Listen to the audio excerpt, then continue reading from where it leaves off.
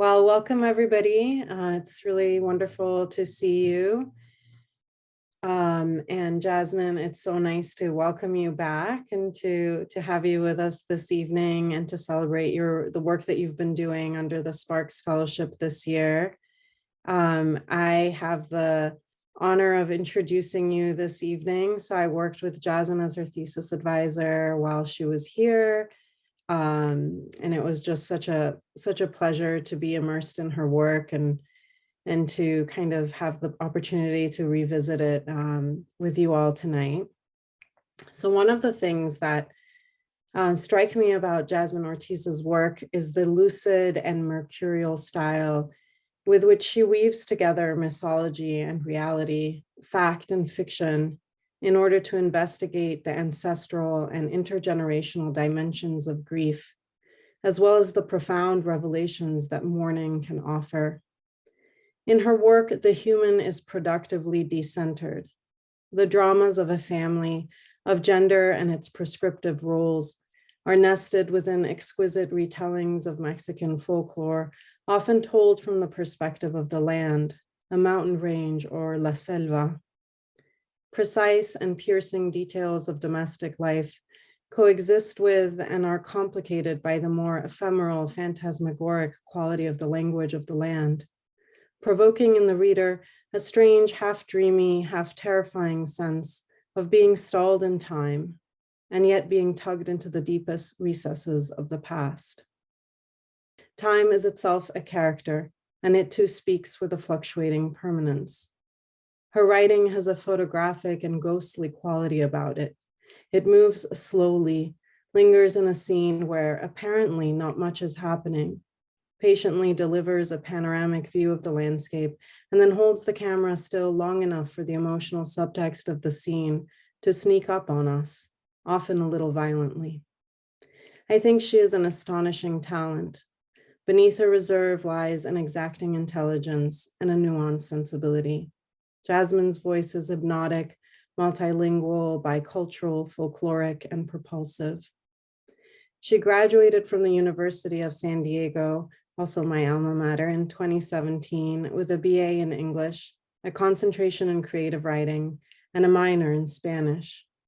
She received her MFA from the University of Notre Dame in 2021 and was the recipient of our Sparks Prize, which has granted her the greatest gift a writer could ask for, time. It's such a pleasure to welcome you back, Jasmine, and to celebrate your work together this evening.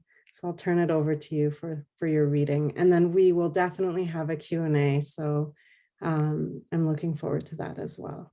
Welcome, Jasmine. Thank you so much. I'm so excited. Like I was telling you before, I haven't done this in a while, so I was thinking about it all day, nervously, but I'm excited. I have two stories for all of you. The first one might be kind of familiar for the people that were in part of my cohort last year. But I kind of changed it. I had a little bit of trouble with this story, so I figured I'd read the one that gave me the most trouble first, and then we could go from there to the one that came the easiest for me. So this first story is called Lagorona.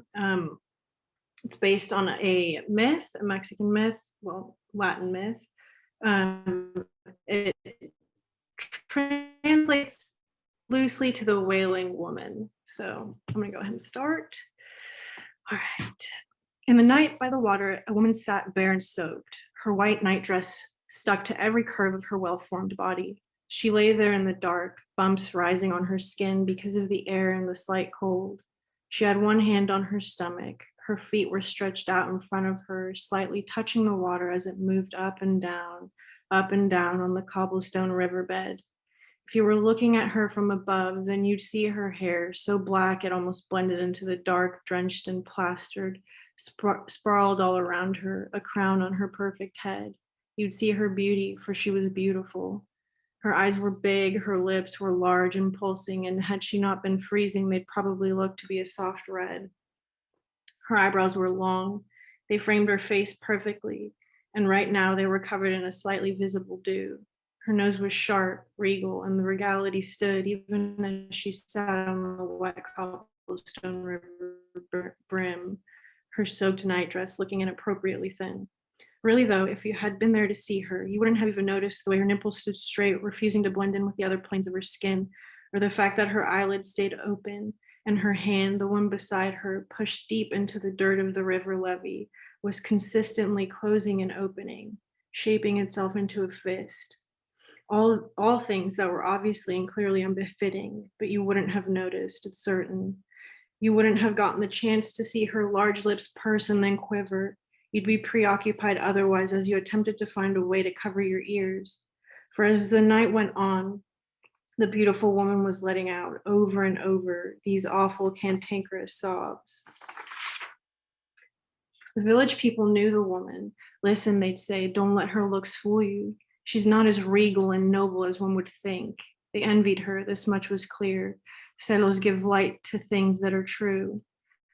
Listen, they'd say, she hollers and screams, she cries every night. The whole town can hear it. Only some of them, though, they don't dare say it out loud, open their windows, ready and willing to listen to the beautiful woman's painful sorrow. Mira, they'd say as they watched her walking, she's going to the river again. And she'd walk, her feet bare and her skin pale white under the moonlight, to the river. She'd stand by the levee, she'd scream and she'd scream, she'd yell in her language, asking questions no one understood over and over again as if in a repetitive dream. They can say what they will, the wailing woman would think, simple-minded, singular, myopic, that is their sin. Before she was this wretched thing, there used to be a place her and her beloved used to sit. Her name had been Elena before she'd been dubbed this other thing, and her beloved, she only ever called me Vida or mi corazón. And so Elena and her Vida would go and sit in this place, a small bench huddled away, concealed by the hedges, covered in bugambilias and bees. Elena and her corazón would sit and talk. They'd talk about love. They'd talk about marriage. They'd make fun of the ladies of the town and the men too. For most of the time, it was they who would scuttle about spreading rumor after rumor, looking for scandal to share with their wives so as to have something to whisper about in the darkness of their marriage beds. Elena and her beloved, she remembered vividly how handsome he was, how soft-spoken. She'd known men before him, of course, walked with the butcher's son who was pleasing to be sure, chatted amiably with the baker, even knew if she wished she'd secure the proposal of the richest man from the pueblo next door. She had what caused all the town's gossip and stirred their gurgling jealousy. She was a woman with options. The people of the village did nothing but watch her. They'd see her walking slowly. They'd see her hair deep and dark and beautiful around her flowing. She's just begging for attention, they'd say. She, mujer de pueblo, wanted to marry too far out of her station, and they'd all nod, they'd all murmur, agreeing. See, it's that. She wants that true gentleman. She thought, like a ninny, that a man like that would never leave her. They laughed at this. They laughed a lot. And when night came and they heard the pads of her feet stroking against the cobblestone street, they'd let out a soft chuckle still. As time passed and Elena and her corazón passed with it, the town and all its people grew anxious. She could feel it. They whispered and whispered about how the match wouldn't do. They spread talk about how she had no parents, no lineage, no dinero, how it could just not happen. Really, all they wanted to say was, why not me? This can't happen to her. But like time passed quickly, so did the rash and mean-spirited whispers.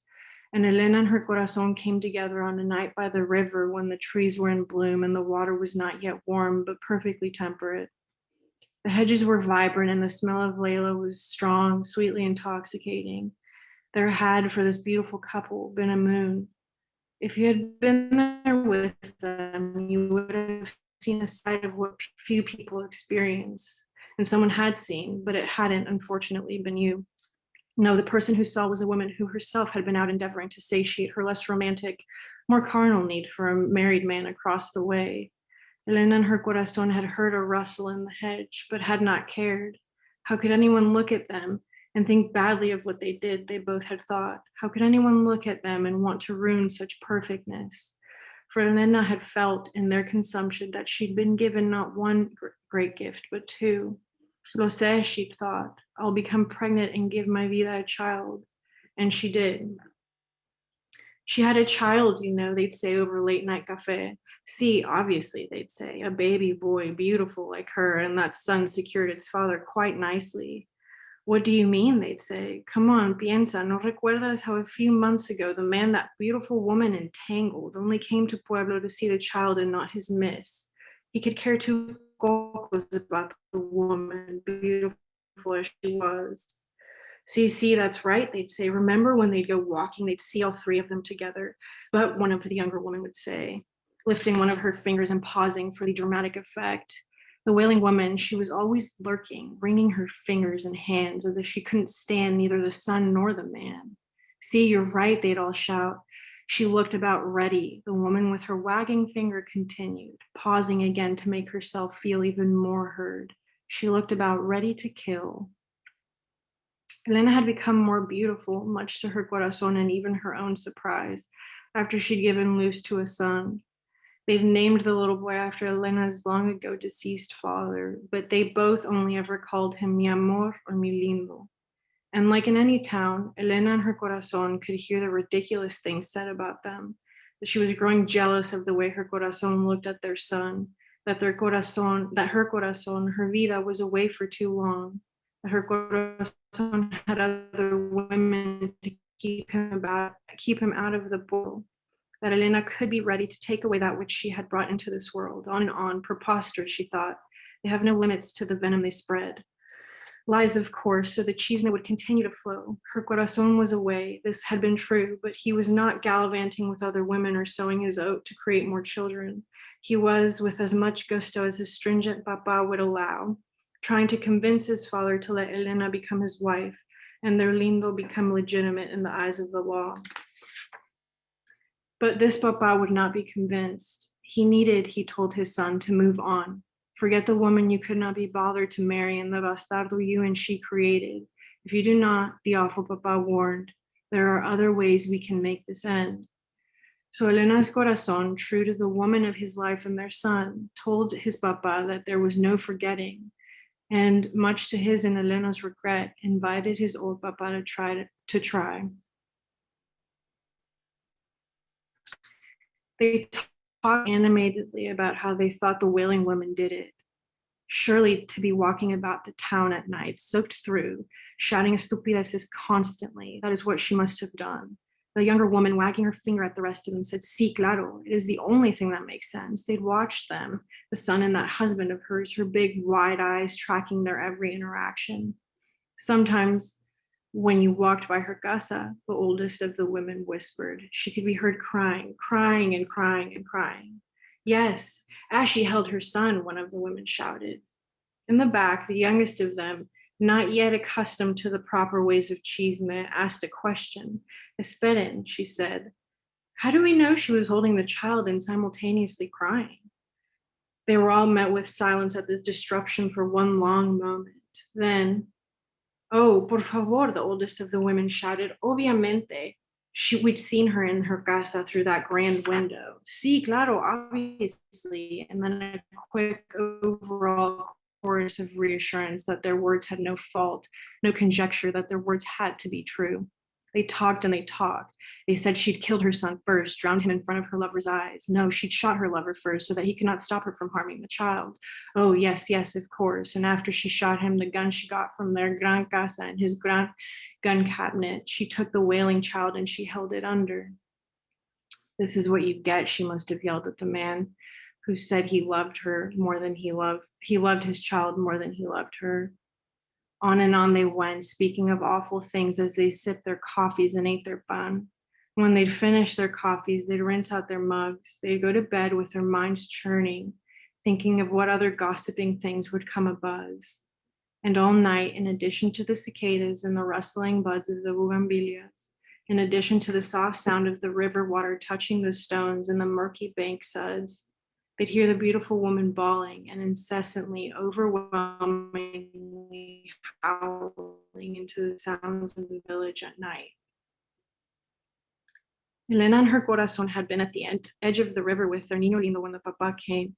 The papa did not make himself known at first, and so he watched his oldest son. listened to the way the woman called him stupid endearments, heard the bastard child giggling as its father made ridiculous faces, said ridiculous things. For a moment, the old papa remembered his own wife, the first one, how in love he'd been. Then, thinking about how he'd found that first wife, love of his life, in another man's bed, his mind was resolved, and he made himself resoundingly known. Obviously, as the nights grew longer and the air grew colder, the wailing woman, beautiful as she was, could not avoid dying. On her final walk, her feet bare, she came to the river edge and she lay there. On the river bank, her left hand on her stomach, her right at a fist at her side. Her hair was black and sprawled out. Her lips, for all their glory, had turned pale, almost blue, as the river water worked to chill her life-losing body in the darkness of the night. It was really quite horrible. She lay there dying, her eyes pooling unshed tears. Even in her state, those dark features stayed wide, wide open, and until the end she cried. But the yells were not of a woman crying in meekness and self-pity. She cried in fits of inconsolable rage as she remembered. She remembered her corazón, the way his fingers moved in the air in front of their lindo niño. She remembered her niño lindo, how his little baby eyes moved around, how his little baby hands felt when they clenched around her smallest finger. And then, because nothing could make her forget, she remembered the way the shot sounded, how her corazón had fallen, how his last words had been Elena and mi hijo, how the old papa had come out of nothing and hit her, how she'd come to and found her niño lindo, blue and soaking, how the old papa had laid him beside her. She remembered quite clearly how the old papa looked as he stood leaning against a tree. I wondered how much longer it would take to wake you, the old papa had said. I have other business to attend, so I'll be brief. You killed my son. You killed your child. It is because of women like you, loose with their skirts and their morals, that good men are lost.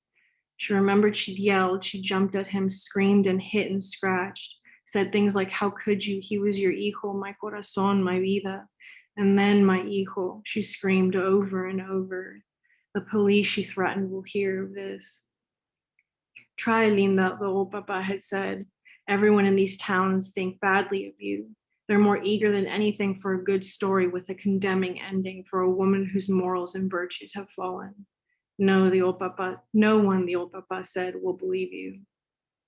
In these final moments, she thought how right the old bastard had been. She thought of the town and the whispers. She cursed everything, all of them, but because she could see the moon above her, she decided quickly that her last moments would not be for them. And so before she died, right before she took her last breath, she thought only of her son, her niño lindo, and her corazón, her vida. If you'd found her, if you'd been there, you could have seen how there in her deep auburn-colored eyes, she was holding the most beautiful of memories. The people in town didn't hear her crying after she died, not for the longest time. All of them, for the most part, had grown old, had children who were well into adulthood, with children of their own, when the familiar echoes of the woman's wailing and crying reverberated down their cobblestone roads. They gathered, old and rickety, around a table. They got out their coffee mugs, they poured and they sat, watched as the heat of the coffee made smooth, tangling tendrils of vapor in the dark night. The sound is scathing, they said. See, it's terrible. Who knows? It might be that dying donkey that's held out there by the riverbank, by that old stable, they said. See, that could be it. It's strange though, isn't it? How familiar it sounds, they said. Well, it could be the hooligans that are always down by the levee, they nodded. Sí, puede ser. But it was the woman with a wagging finger, now wrinkled and twisted in old age, who said what the others were not wanting to say. Could it just be, quizás it's her spirit haunting us for all the lies we spread?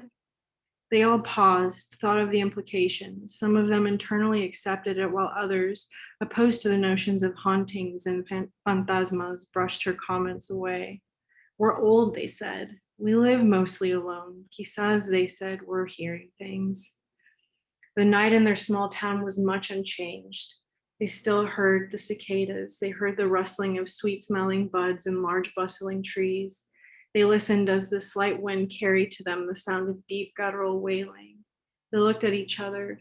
They smiled softly, their smile showcasing fear, but also there, under it all, a twisted kind of delight.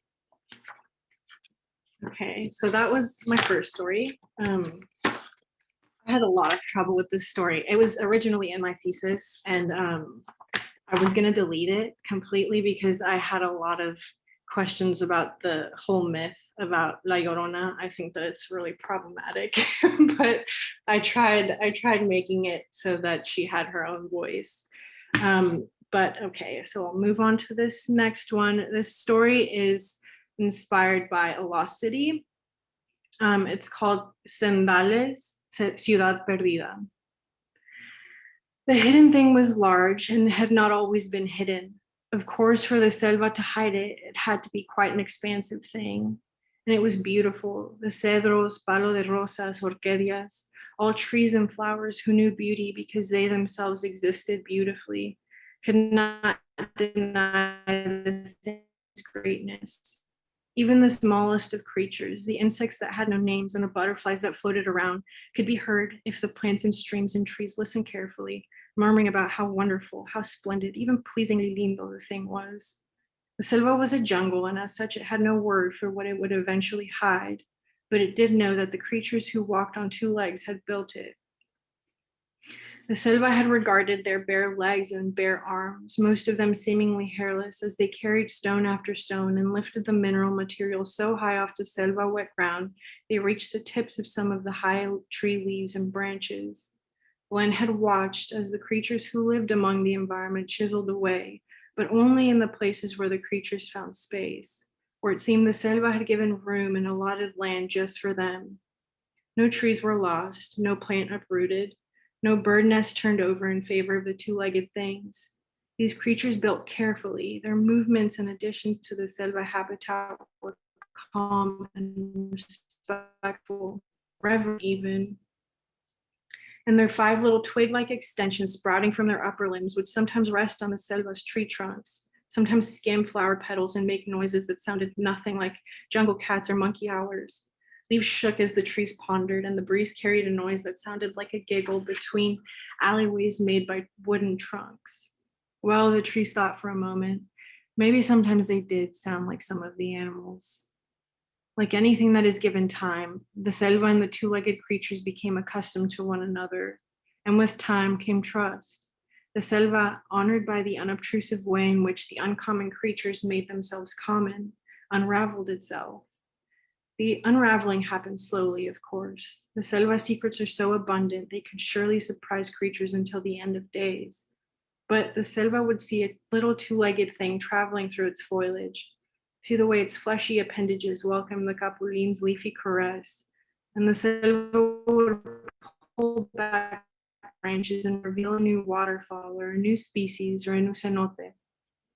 Or when a toucan bird fell dead from a tree, the whole selva mourned. When the two-legged creature felt the mourning and celebrated the great bird by carving into their stone a rendering of the flying thing, the selva rejoiced in the camaraderie and showed the creatures a path which led to a toucan sanctuary.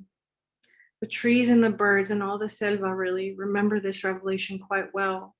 The trees recall perfectly the awe, the chant of the water in the distance, the quake of their own shaking fronds with every flap of wings, and the utter silence when the two-legged things looked up, their vision blurred by the toucan beaks and wings high up in the overlapping branches and leaves. The two-legged creatures, stunned by the greatness of such a beautiful, secret thing, felt very deeply that the selva was giving itself to them, like a present that never ended, piece by piece. And the two-legged creatures revealed things to the selva too, for they understood that reciprocity was key. Soon the trees could listen to the noises the creatures made, could distinguish between the babble of the little ones and the speech of the ones that grew bigger, for they spoke in mimetics, their dialect evolving so as to communicate properly with one another surely, but more so as to let the land understand them. Over time, even the river with its swamp crocs and white tortoises and dainty little river otters knew the shape and feel of the noises the two-legged creatures made. It was the river with its own peculiar understanding of the power of sound, that gave the two-legged creatures a name, and then they all started using it. From the selva and the river, the word sounded like lacandon, but to those who did not speak the language of the land, the word was simply people. And so the people in their selva continued to flourish. With more time came more people, most of the new additions, these little things called children. And with more children came more stone buildings. And with more stone buildings came the word city. And still the selva revealed new pieces of itself to their relatively new inhabitants. Ever so often, a baby boy crawling around alone looking for anything to put into its mouth and relieve the itchy, painful tearing his growing teeth were causing, would be picked up by a monkey and taken to a coconut tree. The mother of the child would call for her baby boy, only to have him dropped at her feet, gurgling happily with cool coconut meat hanging from its aching mouth. Or a girl would get her first bleed, and the selva would find her with her eyes leaking next to the great river, for she did not want to suffer for the rest of eternity. And the selva would send to her a manatee who would splash her with a thick river water until her body was no longer red from her bleed. A tapir with its babies would walk out and lead the people to a new plant which was good for eating. Armadillos and four-eyed possums would scare little ones away in the dark of the night when the selva knew the mountain lions and tigrillos were out hunting for prey. And perhaps one of the biggest revelations of them all happened when a jaguar, huge and spotted beautifully, among the oldest of the people, a wise, crinkled lady with large hands and a mark that stained the skin around her left eye, and led her to a tree. The tree was huge, to say the least. Its roots reached down, the crinkled lady believed, to the deepest parts of the underworld, and its highest limbs and leaves could not even be seen from where she stood. The jaguar, having done its job, moved away quietly, but as it left the crinkled lady where she stood, the jaguar knew that a new word had come to the people. They called the place above the tree Shivalba. And when the wise lady took her people to the tree, the moment of awe was there again, strong and irrevocable. The people would attempt to build a stone thing that would get them even closer to the place above the trees. They would build a thing called a temple, and they would decorate it, stain the stones with hues the color of the sun, in honor of yet another gift the selva had given them, not knowing how brightly the paint would shine in the sun or the attention it would call. The selva was thriving, and so were its people. Time had given them so much, and after time gave them as much as it could give, the selva and the people felt a subtle shift. The city was deep in the selva, and the selva was thick, dense in the way only rainforests could be. But time, having no choice but to distribute itself evenly, had given way to another type of people who had heard of a beam of light so bright it could penetrate through the legendary denseness of the selva easily.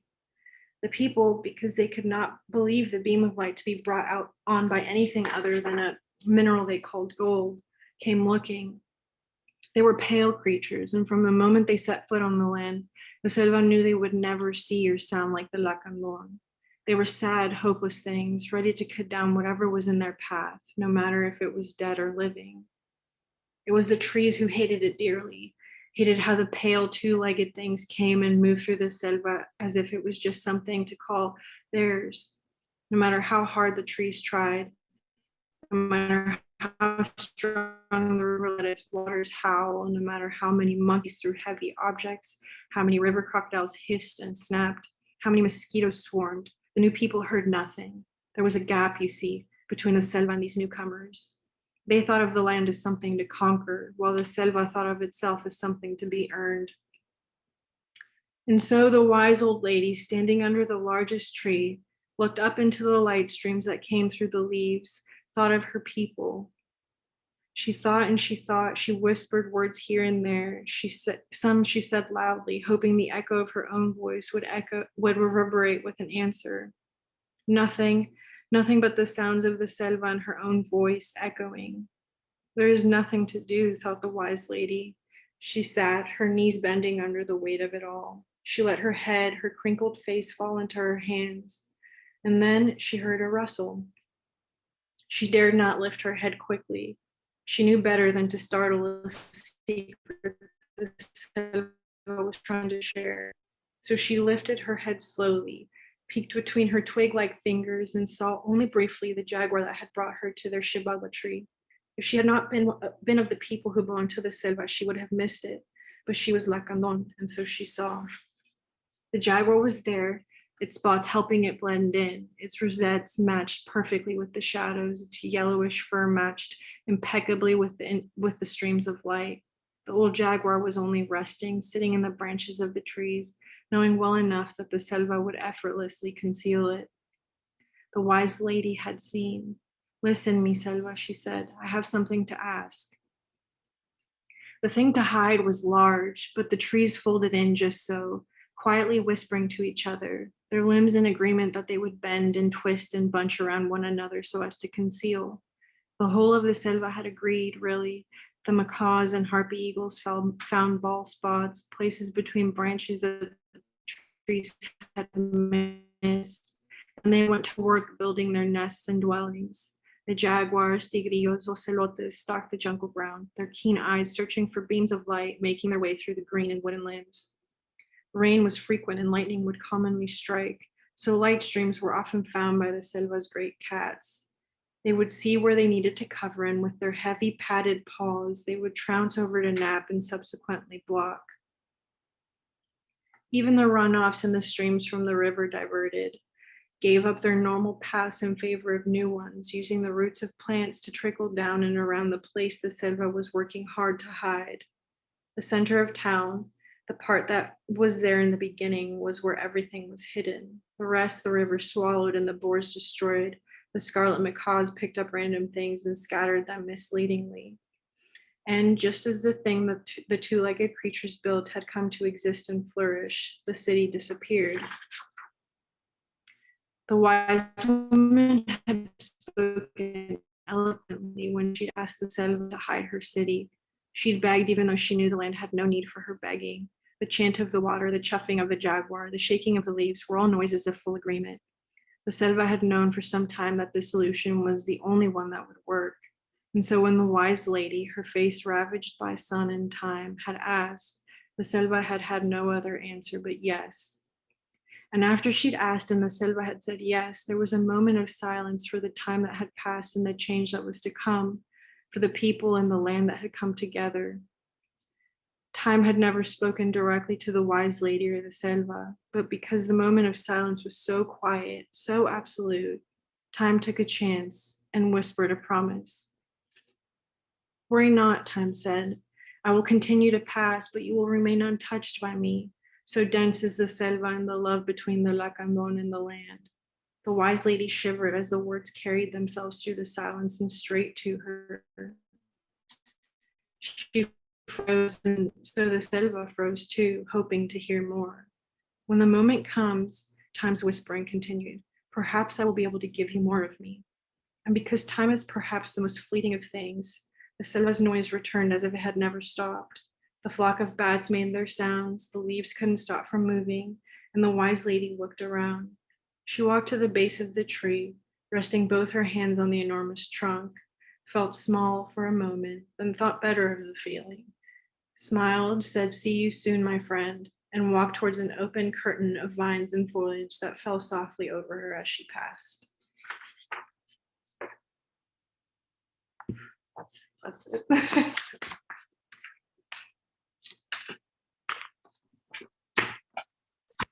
Thank you, Jasmine. That was a beautiful reading. We have plenty of time for any questions. Feel free to raise your hand through the, I don't know, the icon, or just unmute.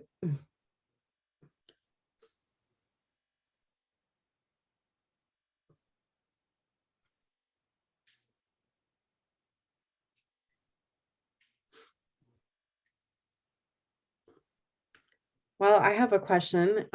We can get started that way. And while people are thinking, I was just curious, Jasmine, about your research process, because you are weaving together folklore and cultural sort of history with mythology and the history of the landscape, and then also sort of have this central character or intergenerational family character driven element in the work as well. Like what what's your process, and how do you have different phases that you go through as you're weaving together the braided narrative? Um, yes, I think, I don't know. It's very, I would say they're different processes, but it's a very scatterbrained effort. I keep a notebook, and usually when I get an idea or I think about a story that my grandmother told me, or some myth that my cousins used to try to scare me with, like La Llorona, when I was young, I write it down, and then I attempt to do as much reading as I can. There's really a lot of material on these myths and this history in the land that you can, like, I don't know, I really enjoy reading they're like scientific, I guess, from the databases and things like that, but it's really beautiful when you think about all the work that's been put in. And the second story I read, that was inspired heavily based on this pamphlet I found about the Lacandon jungle or selva. And there's so much work being done just to try to figure out what every single species is called. And there are about 150 plant species that are yet unknown. Their names, they have no names. So I think that imaginatively, for me, that is what makes it easy. There's lots of room for the unknown. And I think that that's the most beautiful part about these myths and these stories. Yeah, so I guess that kind of answers your question. I just read. I try to read as much as I can. And I call my grandmother. She'll talk to me about it for hours.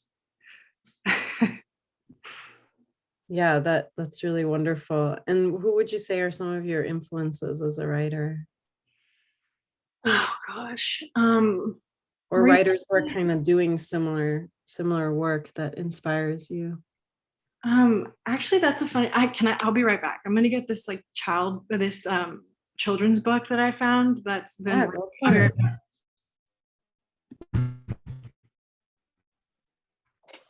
So there's a few, actually. So there's these that I ordered. I've been trying to find this one in particular, Folktales of Mexico, Horse Hooves and the Chicken Feet, Traditional Mexican Stories. And it's just like so fun. And some of the stories are a page long, but it like leaves so much room for interpretation. And these women are doing really great things with these stories and with history, Latin American history, all of it. Her name's Jacqueline Mari. She's amazing. I really like the stuff she's done and she's doing. And then there's this one, Isabel Campoy and Alma Florada. This one is great. Tales of Our Abuelitos Told. So it's, I don't know. Aside from the children's books, I love James Baldwin. I think that he has this voice that makes me want to keep thinking. Zadie Smith, they write essays and things like that, but I think that essay writing has helped me a lot in finding these fictional stories. So, yeah. Eva Ibison too. She's a historical fiction writer, and she does this thing where she can write a whole 20 pages without even having any dialogue in it. And I think that that's amazing, like any like formal dialogue. So, yeah. Well, thank you. Anyone else want to dive in? Yeah, I have a quick question. I guess this would probably be hard for you to answer, but I'm in Professor Menace's poetry writing class right now, and we talk a lot about bilingualism and how that can contribute to your poetry, deploying different languages into your poetry. And as someone who's bilingual and obviously has grown up in another culture, and how do you believe that informs your writing style? What makes you that special in your writing? How does that different perspective make you special as a writer and more unique, I guess is my question. Okay. Wow. I don't know. I think that I think that all languages are beautiful, and I predominantly write in English, but I think that having Spanish was my first language. So I grew up speaking only Spanish with my mom, who's here. I can see her in her little box. So I think that because of that first language, because of Spanish being my first language, I have this like really dear place in my heart for it.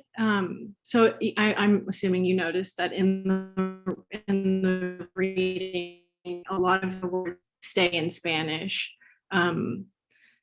Mostly, I think that I do that because I just can't find a word for it in the English language that directly translates like I want it to sound. And I don't know. I think that having multiple languages in your, I don't know what toolbox, I guess you could call it, is something that opens up your mind to different places. You know, I think that Spanish is one of the predominantly spoken languages in the entire world. So there are so many different places you can take it. It doesn't have to just be Mexican folklore. It can be any place that's Spanish speaking. So I think that it essentially opens up the doors to so many different things. The same with German or Italian or anything like that. It allows you to see things from a different perspective, and hear them from a different perspective, so that, you know, I think it, for me at least, it makes me feel more open to the world. And being bilingual, you know, it's not even close to being worldly, but I think that it does help in that sense. I don't know if that answers your question, but No, yeah. I really appreciate it. I'm just curious because I think the way you deployed a different language in your poetry was great and made it very unique. And there's something indescribable about it. I just wonder if you were able to describe it for me, maybe. But yeah, thank you. Thanks. I'm glad.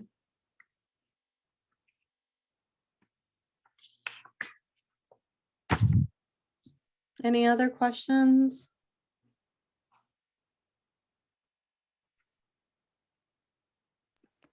You you mentioned that the first story was a reinterpretation or perhaps a revision. Whenever you're doing something like that, what is the opening for you? What do you look for that, you know, oh, I can enter in here and I can insert my voice into the narrative here? I think for La Llorona, it was one of the first stories I wrote for my thesis, because it's one of the most famous myths that come to mind when I think of like my childhood and Mexican culture and all of that. So for this particular story, I think that what I was looking for was somewhere that I could give voice to the woman that this whole legend was created about. It didn't sit well with me to have this, you know, this like embodiment of a female that's running around the streets crying and screaming because the myth is that she drowned her children because her husband left her.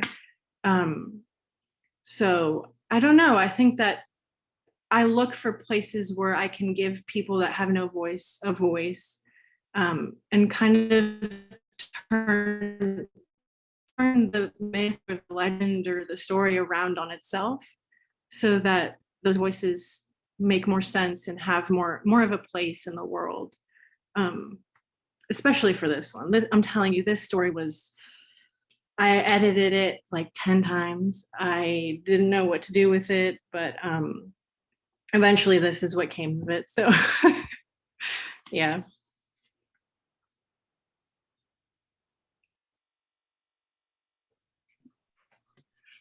Well, if there are no other questions for the evening, I think we can end here. Yeah, thank you so much, Jasmine, for joining us and for reading your beautiful work, and wishing you the best of luck with the time you have left ahead on the Sparks Prize. And thank you all for joining us remotely. Yeah.